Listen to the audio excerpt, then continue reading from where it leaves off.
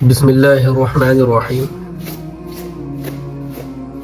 عزیز دوستوں اور ساتھیوں، خلق خدا کا یہ حق ہے جب وہ کسی بندے سے ملے تو خندہ پیشانی سے پیش آئے۔ خندہ پیشانی کا مطلب ہوتا ہے خوش مزاج ہو کر پیار محبت سے خلوص کے ساتھ پیش آئے۔ انسان خواہ جائے کتنے ہی اونچے مقام پر فائز ہو جائے، دنیا کے وہ کسی بھی بڑے منصب پر اگر وہ فائز ہو جائے تو اس کو یہ چاہیے کہ وہ الگ سے اپنی شان نہ بنائے، وہ لوگوں کے ساتھ گھل مل کر رہیں، لوگوں کے ساتھ پیار محبت کے ساتھ پیش آئے۔ اکثر یہی ہوتا ہے کہ جب وہ کسی دنیا کے بڑے منصب پر وہ فائز ہو جاتا ہے کوئی بھی شخص، تو پھر وہ عوام سے کٹ جاتا ہے، عوام سے دوری اختیار کر لیتا ہے، لوگوں سے کٹ جاتا ہے۔ تو یہ سنت نبوی نہیں ہے۔ آپ صلی اللہ علیہ وسلم کی سنت یہی ہے، چاہے خواہ بازار ہو چاہے کوئی بھی جگہ ہو، انسان وہاں پر جائے، لوگوں کے ساتھ پیار محبت کے ساتھ پیش آئے، لوگوں سے باتیں کرے اور اچھائی کا پیغام دے۔ یہی وجہ تھی کہ بعض کفار نے بھی اعتراض کیا تھا، وَقَالُوا مَا لِي هَذَا الرَّسُولِ يَأْكُلُ الطَّعَامَ وَيَمْشِي فِي الْأَسْوَاقِ۔ کفار نے اعتراض کیا تھا کہ یہ رسول کیسا ہے جو بازاروں میں بھی جاتا ہے، کھانا بھی کھاتا ہے، بازاروں میں بھی جاتا ہے۔ ان کے ذہن کے اندر یہ تھا کہ بازار کے اندر جانا یہ پیغمبری کے خلاف ہے یا ان کے شان کے خلاف ہے، جو رسول ہیں ان کے شان کے خلاف ہے، کیونکہ یہ سمجھتے تھے کہ دنیا کی جو بادشاہت ہے، دنیا کا جو مقام ہے، رتبہ ہے، بادشاہت جو ہے، یہ پیغمبری کا جو مقام ہے اس سے بہت اونچے درجے کا ہے۔ اس وجہ سے وہ سمجھتے تھے کہ جو رسول ہیں ان کی شان کے خلاف ہے بازاروں میں جانا، گھلے ملے رہنا، لوگوں کے ساتھ خندہ پیشانی سے پیش آنا۔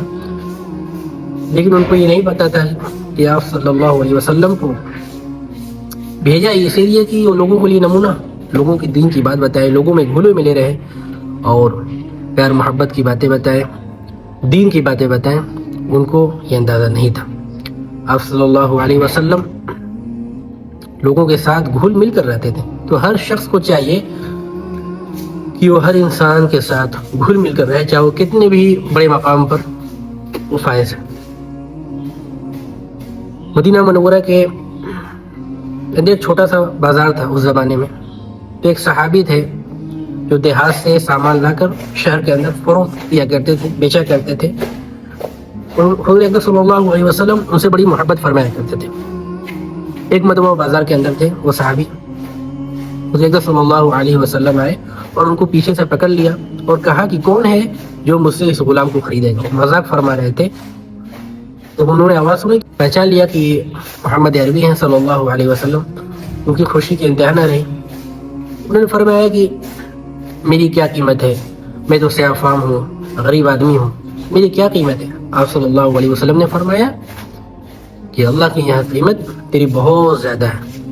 تو اس طریقے سے آپ صلی اللہ علیہ وسلم لوگوں کے درمیان گھل مل کر زندگی گزارتے تھے، لوگوں کو دین کی باتیں بتاتے تھے۔ اور آج کل اس کے بالکل خلاف ہو گیا ہے، کوئی بھی شخص تھوڑی سی عزت پا جاتا ہے، ایک چھوٹا سا مقام اگر اس کو مل جاتا ہے دنیاوی، تو پھر عوام سے کٹ جاتا ہے، لوگوں سے کٹ جاتا ہے، وہ اپنی الگ شان بنا لیتا ہے۔ وہ سوچتا ہے کہ اب یہ ہمارا کام نہیں ہے کہ لوگوں کے درمیان جا کر ان کا حال دیکھنا کہ کس حال میں لوگ زندگی گزار رہے ہیں، تو اس چیز سے وہ دور ہو جاتا ہے۔ لیکن یہ بالکل ناپسندیدہ عمل ہے شریعت کے مطابق۔ ایسی چیزیں شریعت کے اندر بالکل ٹھیک نہیں ہے۔ ساری باتوں کا مقصد یہی ہے کہنے کا کہ ہر شخص کو چاہیے کہ وہ لوگوں کے ساتھ گھل مل کر رہے، لوگوں کے حال کو دیکھے، وہ کس حال میں ہیں، وہ غریبوں کی مدد کرے کہ وہ کس حال میں ہیں، وہ کھانا کھا رہے ہیں، کیا کھا رہے ہیں۔ تو ہر شخص کی یہ ذمہ داری ہے جو لوگوں کے ساتھ خوش مزاج ہو کر پیار محبت کے ساتھ پیش آئے، کیونکہ اسی کا نام دین ہے، اسی کا نام اسلام ہے، اس کے علاوہ الگ سے کوئی شان نہ بنائے۔ تو بہت ساری ایسی روایت ہیں جس میں حضور اقدس صلی اللہ علیہ وسلم اسی طریقے سے بازاروں کے اندر جایا کرتے تھے، لوگوں کے حال پوچھتے تھے اور لوگوں میں گھلے ملے رہتے تھے۔ تو ہم کو بھی یہی چاہیے کہ حضور اقدس صلی اللہ علیہ وسلم کی پیروی کریں، ان کے نقش قدم پر چلے اور ان کی سنتوں پر عمل کریں۔ بہت لمبی چوڑی تقریر کرنے کا کوئی مقصد نہیں ہے، بس یہ ہے کہ کچھ لمحے کی بات ہو، اخلاص سے کہنے اور سننے کی اگر توفیق اللہ اگر ہم کو دے دے تو کچھ باتیں ہیں، وہ چند منٹ کی باتیں ہیں، ہماری پوری زندگی کے لیے کافی ہو جاتی ہے۔ اور بہت لمبی چوڑی تقریر ہو، نہ اخلاص سے کہی جا رہی ہو نہ سنی جا رہی ہو، تو بہت ایک لمبی چوڑی لچھے دار تقریر ایک کان سے داخل ہوتی ہے اور دوسرے کان سے نکل جاتی ہے۔ تو جو دل سے بات نکلتی ہے وہ براہ راست دلوں پر اثر انداز ہوتی ہے، اور جو ایک تقریر کے شوق میں جو کہی گئی وہ بات وہ دلوں پر اثر انداز نہیں ہوتی، ایک کان سے داخل ہوگی اور دوسرے کان سے نکل جائے گی۔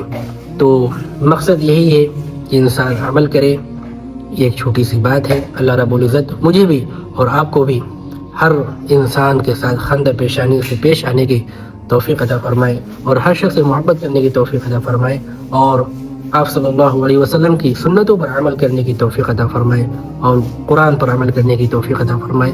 ہم سب کو نماز پڑھنے کی توفیق عطا فرمائے، آمین۔ وآخر دعوانا ان الحمد للہ رب العالمین۔